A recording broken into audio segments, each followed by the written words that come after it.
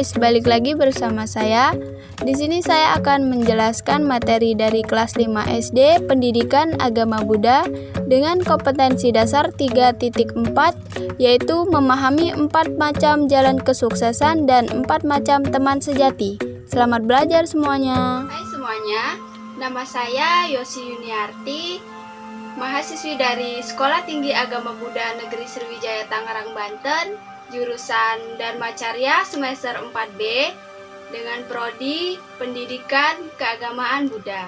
Nah, di sini saya akan membahas sedikit tentang 4 macam teman sejati. Membahas tentang 4 macam teman sejati dengan tujuan yang pertama, peserta didik mampu bersyukur kepada Tuhan Yang Maha Esa atas kesempatan dapat belajar tentang khotbah Sang Buddha dalam Sigalo Wada Sutta dan 4 macam teman sejati yang diwujudkan dalam semangat belajar.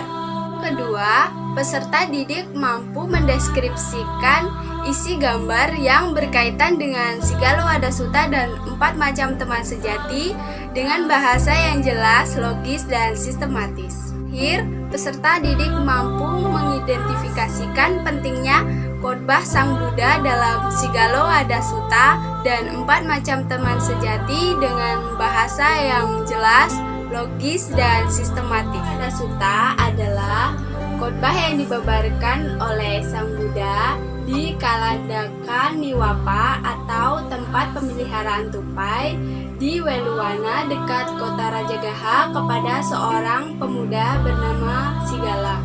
Ketika beliau melihat pemuda Sigala sedang menyembah dengan merangkapkan tangannya ke atas ke 6 arah langit dan bumi, yaitu arah timur, arah selatan, arah barat, arah utara, arah bawah, dan arah atas. Kalau ada Sutta 3 Nikaya 3 syair 187 dijelaskan bahwa ada 4 macam sahabat sejati atau kalyanamita.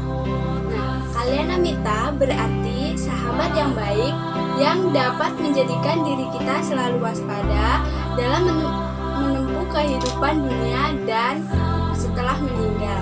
Di antaranya, yang pertama, sahabat yang suka menolong atau upakarumito.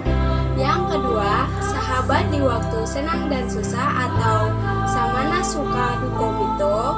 Yang ketiga, sahabat yang suka memberi nasihat baik atau atakayamito. Yang keempat, sahabat yang tulus, tidak mau berpura-pura atau ukampakamito. Itu sahabat yang suka menolong atau upakarumito.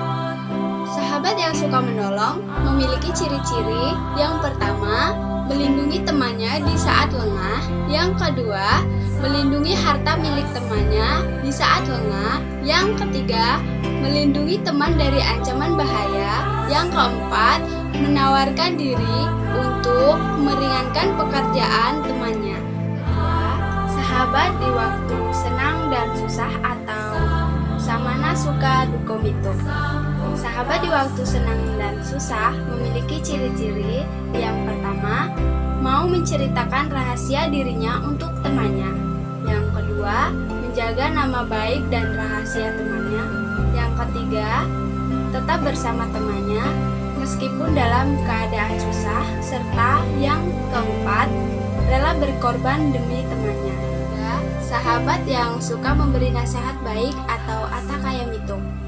Seseorang dikatakan sebagai teman yang senang memberi nasihat dengan 4 ciri, yaitu yang pertama, mencegah temannya ketika hendak berbuat tidak baik.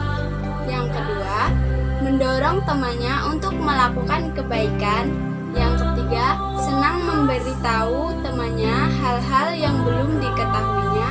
Dan yang keempat, senang menunjukkan temannya jalan menuju kebahagiaan atau surga. Sahabat yang tulus, tidak mau berpura-pura atau anukampakamito. Seseorang dikatakan sebagai teman yang sangat perhatian dengan 4 ciri, yaitu yang pertama, ikut merasakan sedih ketika kemalangan menimpa temannya. Yang kedua, ikut senang ketika temannya berhasil. Yang ketiga, mencegah orang lain membicarakan keburukan temannya. Dan yang keempat, mendukung jika orang lain memuji kebaikan temannya.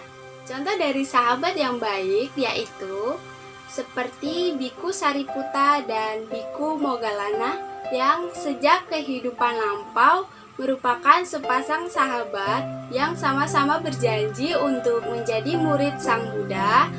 Mereka saling berjanji jika bertemu dengan guru dan ajaran yang luar biasa, mereka akan saling memberitahu.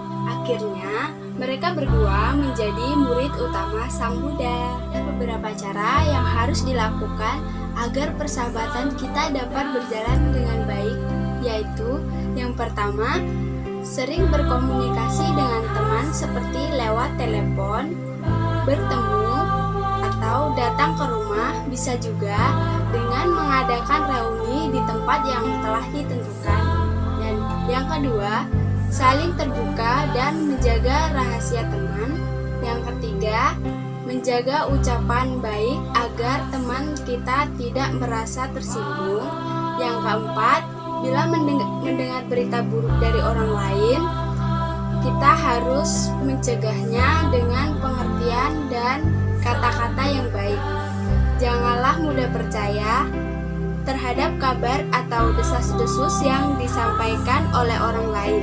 Sebaiknya kita mendiskusikannya bersama teman kita dengan penuh persahabatan yang dilandasi dengan kebijaksanaan. Kalyanamitta terdapat di kitab suci Dhammapada, syair 78. Nabbace papake mitte nabbace purisa dhamme bace thamitte kalayane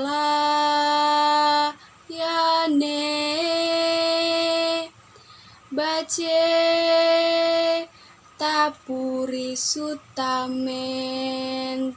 Artinya, jangan bergaul dengan orang jahat, jangan bergaul dengan orang berbudi rendah, tetapi bergaulah dengan sahabat yang baik, bergaulah dengan orang yang berbudi luhur.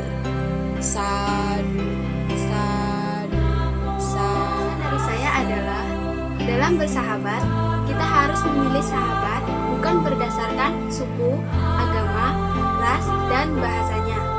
Memilih sahabat berdasarkan ajaran Buddha adalah berdasarkan moralitas, ketulusan, dan kebijaksanaan.